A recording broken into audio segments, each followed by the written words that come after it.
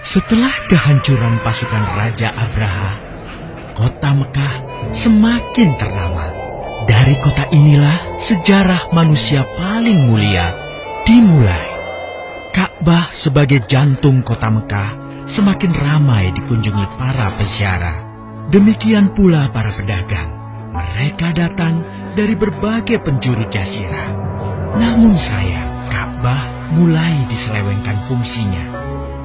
Akibatnya, kejahiliahan merajalela. Bahkan pada masa itu, memiliki bayi perempuan adalah hal yang sangat memalukan. Aib bagi keluarga. Sehingga sebagian dari mereka tega membunuh bayi perempuan mereka sendiri. Di tengah kondisi masyarakat jahiliyah itulah Nabi Muhammad dilahirkan. Bayi luar biasa itu lahir dari rahim seorang wanita mulia bernama Aminah. Pada saat itu ditandai peristiwa-peristiwa yang luar biasa. 10 balkon istana Kisra runtuh. Juga padamnya api-api yang biasa disembah oleh orang-orang Majusi.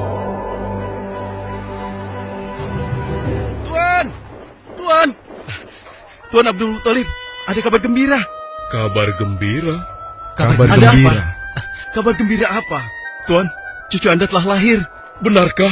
Laki-laki atau perempuan? Laki-laki, Tuan. Subhanallah, Alhamdulillah, Allahu Akbar. Kalau begitu aku ingin segera melihatnya.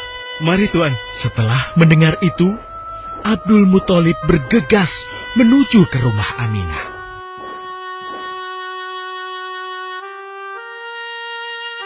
Ah, cucuku, kasihan engkau terlahir yatim. Dengan penuh kasih sayang, Abdul Muthalib membawa cucunya ke Ka'bah. Ya Allah, jadikanlah cucuku ini menjadi seorang yang mulia dan terhormat, sebagaimana Nabimu Ibrahim alaihissalam.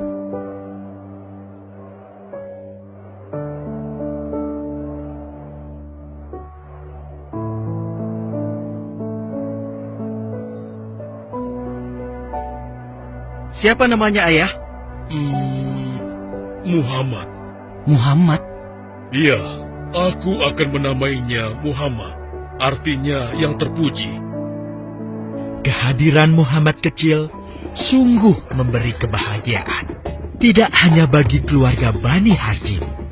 Bahkan seluruh kabilah suku Quraisy menyambutnya dengan sukacita. Kemudian Abdul Muthalib mencarikan ibu susu bagi Muhammad kecil. Kita sudah berhari-hari mencari anak susuan, yang dari situ kita akan mendapatkan imbalan yang cukup. Namun hingga saat ini, belum juga kita dapatkan. Ya, istriku, aku mengerti. Apa kita terima saja bayi yatim itu? Muhammad maksudmu? Iya, cucu dari Abdul Muthalib. Kasihan dia.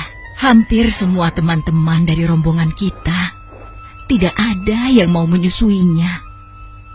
Karena tidak ada harapan untuk mendapatkan imbalannya dari ayah bayi itu. Betul juga engkau, istriku. Kasihan anak itu. Aku mendukungmu jika engkau susui dia. Mudah-mudahan Allah memberikan keberkahan bagi kita. Halimah segera mendatangi Abdul Muthalib. Dia bersedia untuk menjadi ibu susu dan pengasuh bagi Muhammad kecil. Betapa gembira Abdul Muthalib mendengarnya. Halimah dari Bani Sa'ad itu akhirnya dipercaya Abdul Muthalib untuk mengasuh cucunya 2 tahun lamanya. Ayo istriku, kita berangkat sekarang. Sebentar lagi suamiku. Insya Allah kita berangkat sampai anak ini kenyang. Kalau begitu, aku lanjutkan berkemas-kemas dahulu. Hah? Ada apa suamiku? Lihat, unta dan keledai kita. Mereka demikian sehat, tidak seperti sebelumnya. Subhanallah. Betul, suamiku. Tidak seperti kemarin. Demi Allah, kau tidak salah memilih istriku. Kau telah mengambil anak yang dipenuhi dengan barokah. Allah melimpahkan keberkahan atas Halimah dan suaminya. Mereka pulang ke kampung Bani Sa'ad dengan penuh rasa syukur. 2 tahun berlalu sudah. Tugas Halimatus Sa'diyah sesungguhnya telah usai. Saatnya Muhammad kecil harus dikembalikan kepada ibunya. Terima kasih Halimah. Engkau telah merawat anakku dengan baik selama 2 tahun. Tidak ada yang bisa kuberikan, kecuali aku berdoa. Semoga Allah memberkahi engkau dan keluargamu. Amin. Saya juga bersyukur diberikan kepercayaan dan kesempatan merawat anakmu, wahai Ibu Aminah. Namun, begini Bu, mohon maaf. Kalau boleh, izinkan aku merawat Muhammad lebih lama lagi. Aku masih sangat sayang padanya. Baiklah, kalau begitu aku setuju dengan usulmu. Bawa dan rawatlah Muhammad sebagaimana dia anakmu sendiri. Terima kasih, Ibu. Terima kasih. Begitulah, Muhammad kecil kembali ke tengah-tengah Bani Sa'ad. Ia tumbuh menjadi anak yang memiliki banyak teman karena kemuliaan akhlaknya. Tatkala berusia sekitar 4 tahun, terjadilah suatu peristiwa. Muhammad? Kenapa Muhammad? Muhammad dibawa orang. Hah? Dibawa orang? Diculik? Coba ceritakan. Ketika kami tengah bermain, tiba-tiba ada orang dewasa datang. Dia langsung membawa pergi Muhammad dan membunuhnya. Hah? Membunuhnya? Ya Allah, di mana? Di mana? Antarkan ibu ke sana. Dengan perasaan cemas, Halimah bergegas menuju tempat itu. Dan dilihatnya, Muhammad kecil tengah terduduk. Muhammad, apa yang terjadi denganmu? Dengan sangat tenang dan jelas, Muhammad kecil menceritakan apa yang telah terjadi. Bahwa seseorang telah membelah dadanya, mengambil hatinya, kemudian mencucinya dan mengembalikannya lagi ke tempatnya semula. Maka sesungguhnya yang datang itu adalah malaikat Jibril. Dia ditugaskan Allah untuk mencuci hati Rasulullah sehingga bersih dari segala kecenderungan setan. Subhanallah, sungguh anak ini bukanlah anak sembarangan. Sebaiknya aku kembalikan saja kepada ibunya. Peristiwa itu membuat Halimah sangat khawatir. Maka bergegaslah Halimah mengembalikan Muhammad kecil kepada ibunya. Menginjak usia yang ke-6 tahun, Muhammad kecil diajak ibunya untuk berziarah ke makam ayahnya, Abdullah di Yathrib. Dalam perjalanan pulang kembali ke kota Mekah, Aminah pun jatuh sakit. Dari hari ke hari, tubuhnya semakin melemah. Hingga di sebuah kota bernama Abwa, letaknya antara Mekah dan Yathrib, Aminah meninggal di sana. Dan Muhammad kecil pun menjadi seorang anak yatim piatu. Sejak itulah, Muhammad kecil dirawat dengan penuh cinta dan kasih sayang oleh kakeknya, Abdul Muthalib. Muhammad, sudah berhentilah memerah susunya. Insya Allah, sudah cukup untuk persediaan kita hari ini. Beristirahatlah sejenak. Makanlah agar kau tetap sehat.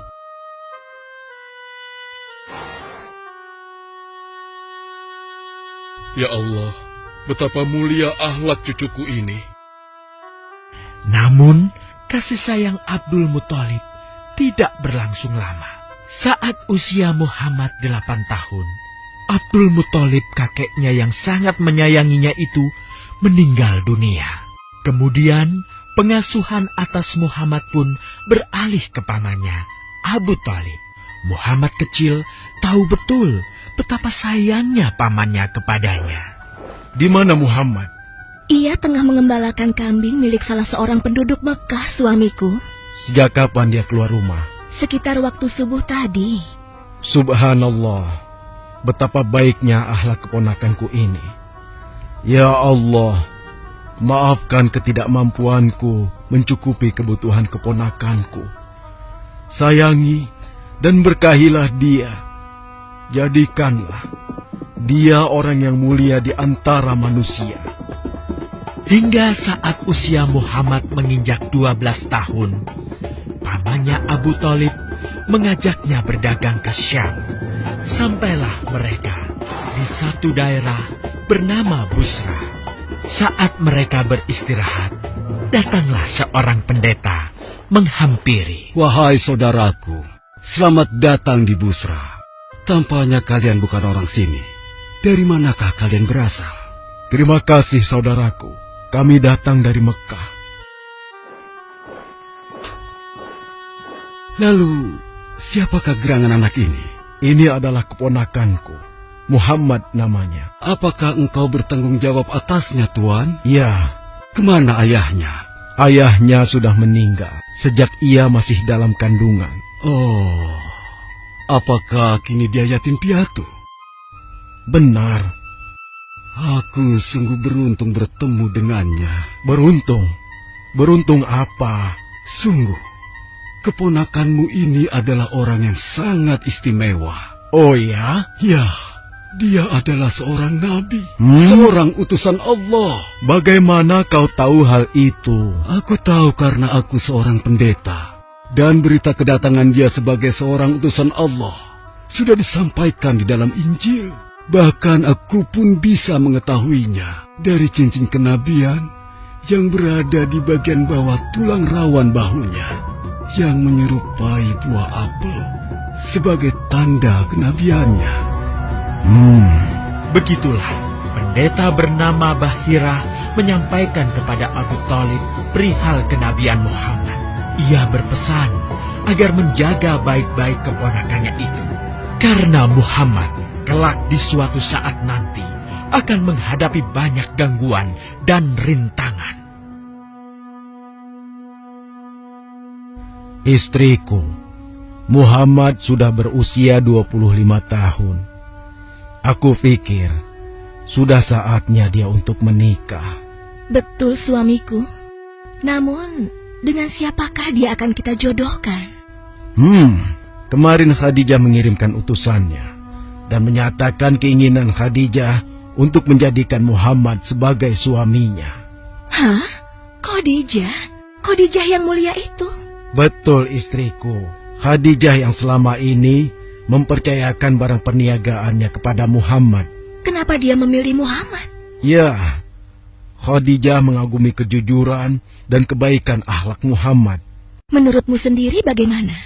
Aku pikir Khadijah adalah wanita terbaik bagi Muhammad. Kita akan melamarnya. Tepat di usia 25 tahun, Nabi Muhammad menikahi Khadijah yang berusia 40 tahun. Dari pernikahan itu, mereka dikaruniai Allah 6 orang anak. 2 laki-laki adalah Al-Qasim dan Abdullah. Sedangkan putrinya adalah Zainab, Ruqayyah, Ummu Kulsum, dan Fatimah. Namun, kedua putranya itu telah meninggal semenjak mereka kecil. Suatu ketika, terjadilah banjir besar di kota Mekah. Kabilah-kabilah di kota Mekah pun bergotong royong membangun kembali Ka'bah. Setelah pembangunannya selesai, terjadilah perselisihan antara pemuka kabilah tentang siapakah yang paling pantas meletakkan Hajar Aswad di Ka'bah. Abu Thalib, apa yang harus kita lakukan? Kita sudah bicarakan hal ini selama 5 hari, namun tidak ada titik temu. Aku khawatir akan terjadi pertumpahan darah. Sudah, begini saja. Kita sepakati bahwa masalah ini kita serahkan kepada takdir terbaik. Lihat pintu masuk Ka'bah itu. Siapapun yang pertama kali akan melewati pintu itu, dan siapapun dia, kita tidak boleh menolaknya. Setuju? Aku juga setuju. Baiklah, aku setuju. Aku juga setuju. Baiklah, kita perhatikan bersama. Tidak lama setelah kesepakatan itu, atas izin Allah, Nabi Muhammad menjadi orang pertama yang memasuki pintu menuju Ka'bah. Alhamdulillah, segala puji bagi Allah. Ternyata Muhammad, dan memang dia adalah orang yang tidak pernah kita temui ada celah. Betul? Betul. Iya, Betul. Nabi Muhammad pun menerima kepercayaan itu. Dengan kebijaksanaannya, Nabi Muhammad meminta sehelai kain, lalu meletakkan Hajar Aswad di atasnya. Nabi Muhammad mempersilahkan seluruh pemuka kabilah untuk memegang ujung-ujungnya dan mengangkatnya secara bersama-sama. Setelah sampai pada sudut Ka'bah, giliran Nabi Muhammad meletakkan Hajar Aswad di tempatnya semula. Terhindarlah perpecahan di kota Mekah. Meskipun demikian, kegelisahan masih terus menggelayuti hati Nabi Muhammad. Kejahiliahan ada di mana-mana. Kezaliman dan kemaksiatan terus berlangsung. Ia tak habis pikir. Nabi Muhammad mulai merenung dan menyendiri untuk menghindar dari perilaku jahiliyah. Nabi Muhammad memilih tempat di sebuah goa di atas bukit sekitar Mekah. Goa Hiro. Dari mulut goa itulah Nabi Muhammad bisa memandangi kota Mekah yang dicintainya dengan pandangan yang lebih luas. Hingga suatu ketika, sesuatu yang tidak pernah terbayangkan sebelumnya terjadi. Tiba-tiba, goa itu menjadi terang benderang. Kemanapun arah mata melihat, di sanalah cahaya itu ada. Itulah malaikat Jibril. Jibril berkata, "Bacalah." Dengan gemetar, Nabi Muhammad berkata, "Aku tidak bisa membaca." Malaikat Jibril lantas merangkul Nabi Muhammad SAW dengan kuat hingga nafas beliau sesak. Seraya berkata lagi, "Bacalah." Sampai akhirnya malaikat Jibril membantunya setelah merangkulnya dan menyuruhnya membaca hingga 3 kali. Kemudian malaikat Jibril membantunya membaca. "Bacalah dengan menyebut nama Tuhanmu yang menciptakan. Dia telah menciptakan manusia dari segumpal darah. Bacalah, dan Tuhanmulah yang paling pemurah, yang mengajarkan manusia dengan perantaraan Al-Qalam. Dia mengajarkan kepada manusia apa yang tidak diketahuinya." Kalimat suci telah terucap. Resmilah sudah.